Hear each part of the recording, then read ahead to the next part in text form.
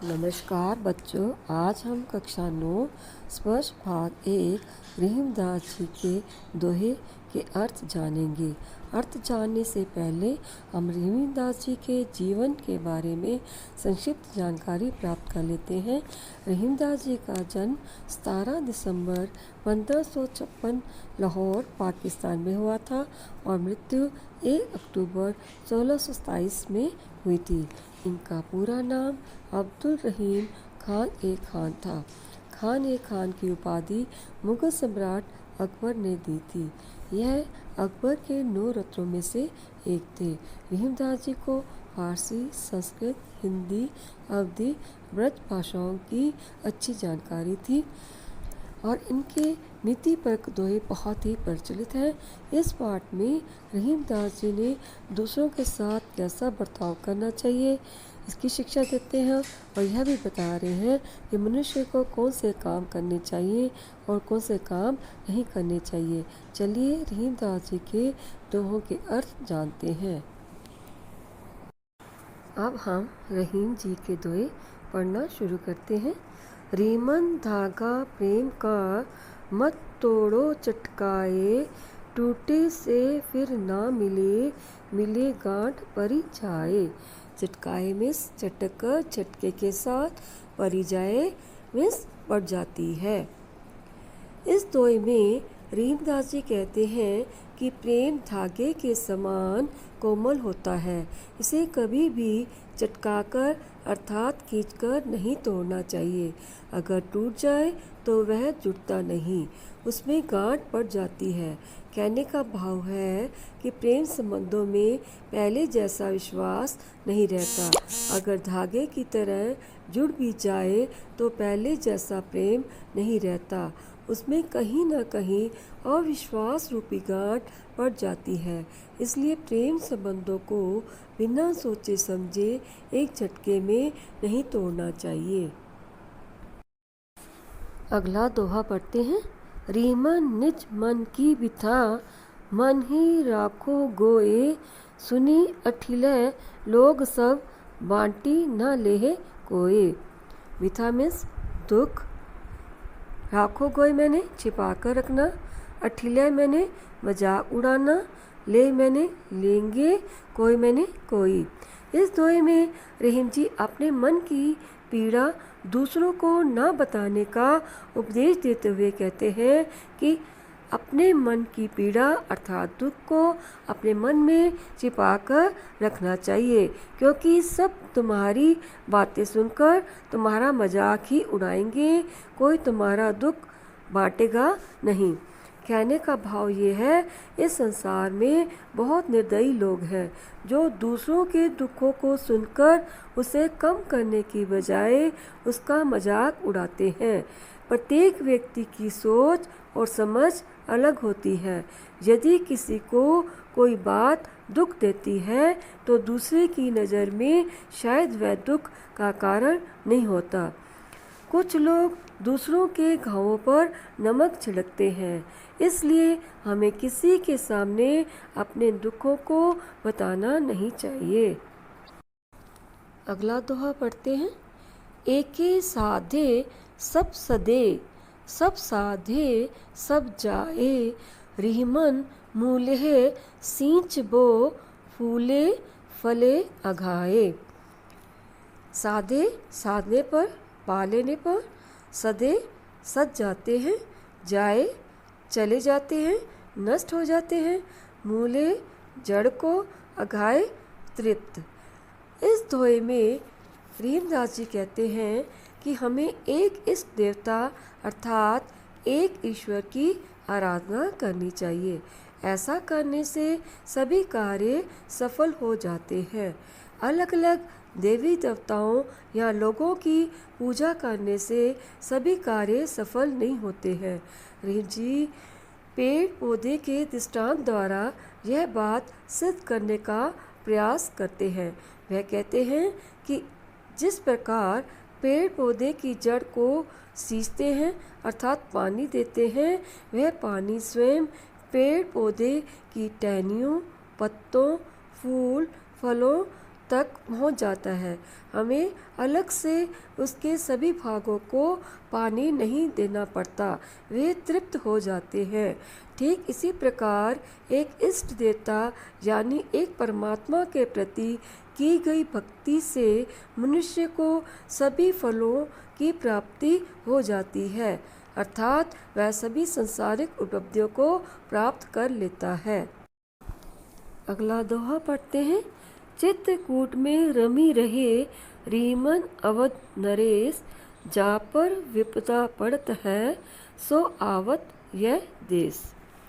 Rummy रहे मैंने रहना बसना, अवध नरेश अयोध्या के राजा, जा पर जिस पर, विपदा मुसीबत, सो वह, आवत आता है, देश प्रदेश या क्षेत्र। इस दोहे में रीमदास जी चित्रकूट की महिमा का वर्णन करते हुए कहते हैं कि जब अयोध्या के राजा राम को 14 वर्ष का वनवास होने पर अपना राजपाट छोड़कर वन में जाना पड़ा तो वह चित्रकूट आकर रहने लगे थे। चित्रकूट इतना सुंदर स्थान है कि श्री राम का मन वहीं बस गया। कवि कहते हैं कि चित्रकूट की प्राकृतिक सुंदरता इतनी मनमोहक है, जिस मनुष्य पर कोई मुसीबत आती है वह अपने कष्टों को दूर करने के लिए इस प्रदेश में आता है। कहने का भाव यह है, यहाँ आकर मनुष्य वहाँ की प्राकृतिक सुंदरता को देखकर अपने दुखों को भूल जाता है। अगला दोहा पढ़ते हैं। दीर्घ दोहा अर्थ के आखर थोरे आही, जो रहीम नट कुंडली सिमटी कूदी चढ़ी जाही।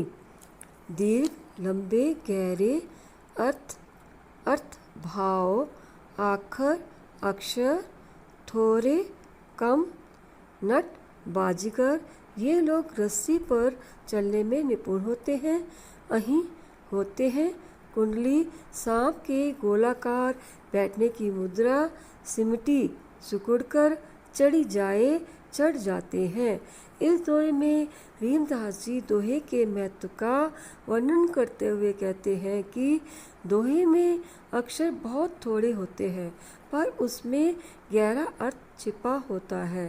रीमदास जी दोहे की तुलना नट अर्थात बाजीगर से करते हुए कहते हैं कि जिस प्रकार नट अपने शरीर को सिकोड़ कर कभी बहुत छोटा बना लेता है और कभी ऊंची कूद लगाकर ऊपर चढ़ जाता है, कहने का भाव यह है कि दोहे में प्रयुक्त शब्द तो किसी नट के कुंडली के समान छोटे और थोड़े होते हैं, पर उसमें निहित भाव ऊंची कूद के समान व्यापक होते हैं। कवि थोड़े में बहुत कह देने की क्षमता रखता है। अगला दोहा है। धनी रहीम जल पंक को लघु जिए पियत अघाए, उद्दी बड़ाई कौन है जगत प्यासो जाए। धनी मैंने धन्य, पंक मैंने कीचड़, लघु जिए छोटे जीव, पियत मैंने पीकर, अघाए मैंने तृप्त, उद्दी मैंने सागर, बड़ाई मैंने महानता, जगत मैंने संसार, प्यासो मैंने प्यासा। इस दोहे में रीमदास जी कहते हैं कि कीचड़ का जल धन्य है, जिसमें अनेक छोटे छोटे जीव जंतु अपनी प्यास बुझाते हैं और तृप्त होते हैं। दूसरी तरफ उस सागर की महानता की तारीफ कौन करेगा, जिसके किनारे जाकर भी लोग प्यासे रह जाते हैं, क्योंकि उसका जल खारा अर्थात नमकीन होने के कारण पीने योग्य नहीं होता। भाव ये है कि वही व्यक्ति महान कहलाता है जो दूसरे के काम आए। इस दोहे के माध्यम से कवि बताना चाहते हैं कि मनुष्य को दूसरों की यथासंभव सहायता करनी चाहिए। अपने धन और बल की सहायता से दूसरों के जीवन को सुखमय बनाने का प्रयत्न करना चाहिए। अगला दोहा है।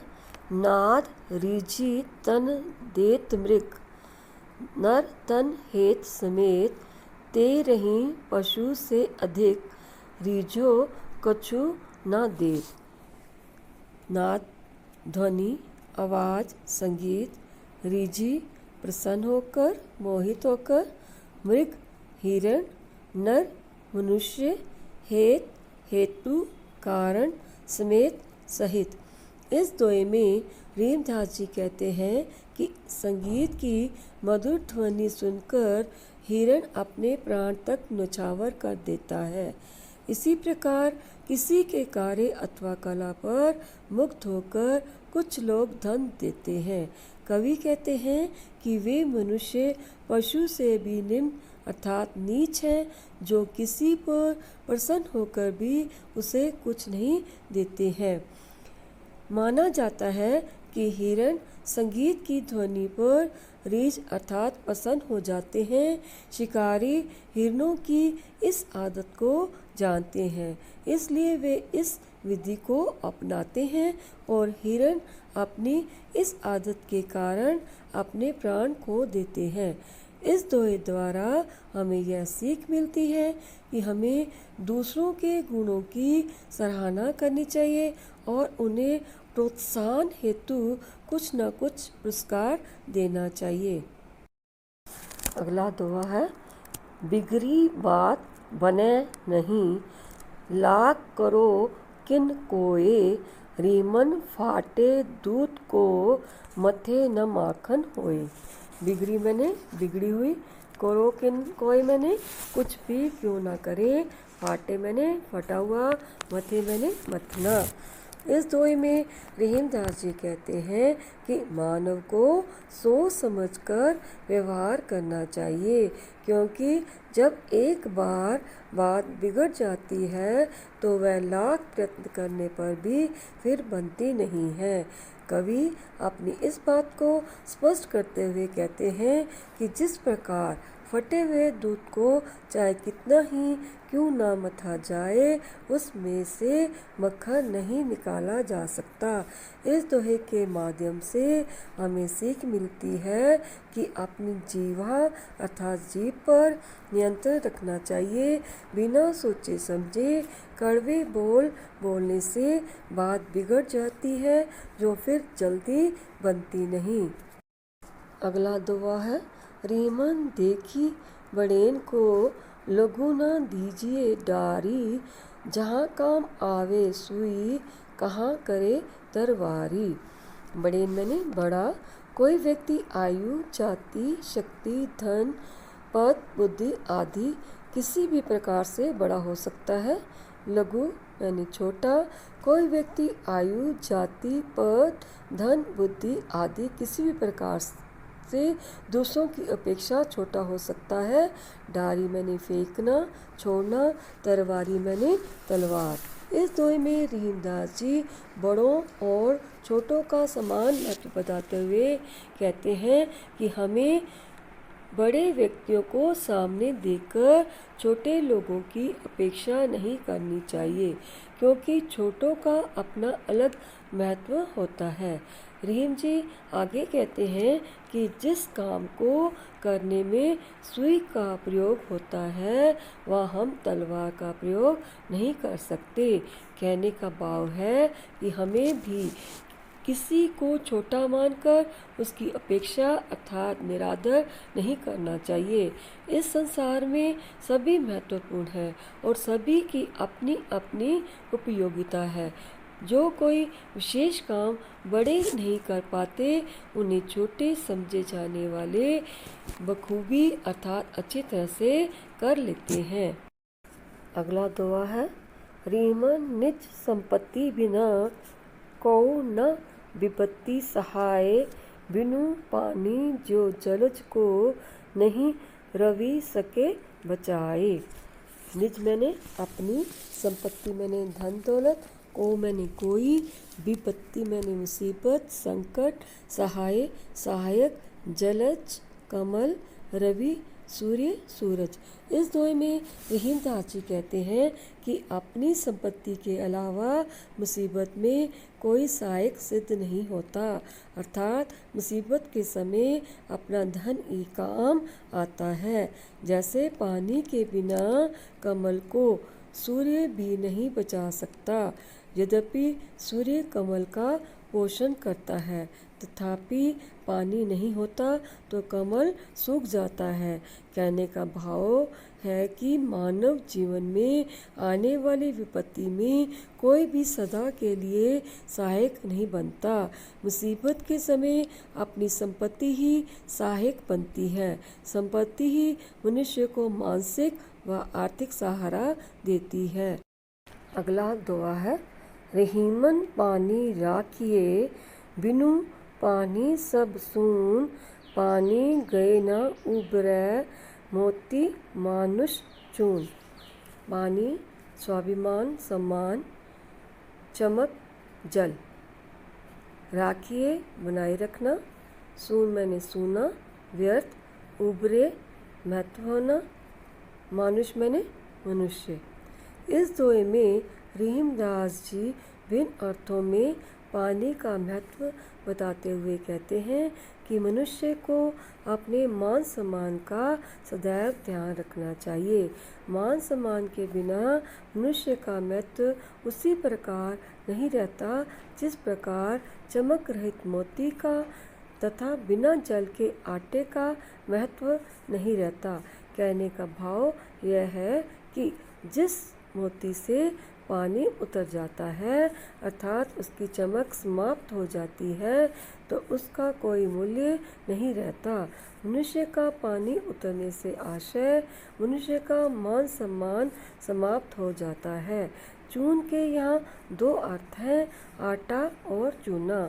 सूखे आटे को पेट भरने के लिए फांका अर्थात सूखा खाया नहीं जा सकता और बिना पानी के चूने का प्रयोग दीवारों पर नहीं किया जा सकता। रहीम जी ने इस दोहे द्वारा यह सीख दी है कि मनुष्य को हमेशा अपने मान सम्मान को बनाए रखना चाहिए। धन्यवाद।